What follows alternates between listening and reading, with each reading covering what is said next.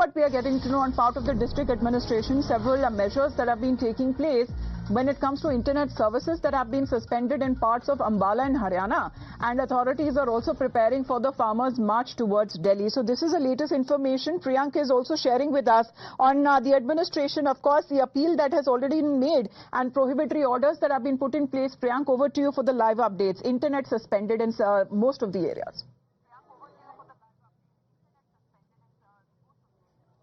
Yes, Amita, the government of Haryana has issued an order so that the internet services should be suspended in Ambala for the next few days. But certainly, we are looking at the visuals which Teshi was also showing is very important to be seen.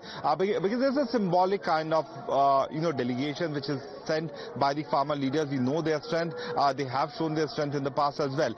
So that's the exact number of farmers. If you look at this stretch of the Ghaggar Nadi flyover, where the 101 farmers who wanted to march towards the national capital have been stopped by the police. So you can estimate that 75% of the portion of the crowd which is stationed on the other side of the carriageway is of the farmers, and 25% could be of the media. If you look behind, there are 4 layers of big canters which have been placed by the police officials to stop any kind of vehicular movement. Farmers have already said that they will not be moving towards the national capital with the tractors and trolley, looking at the court guidelines. If you look back, there are the RPF, personals along with the TSL weapons, and the water cannon is also being there. Security measures that have been put in place, of course, which leads to traffic congestions as well. People have been facing inconveniences, but right now we are told that prohibitory orders are also there. Internet services in many areas that have also been suspended owing to this foot march by the farmers. We'll continue to update our viewers. Thank you very much, Teshi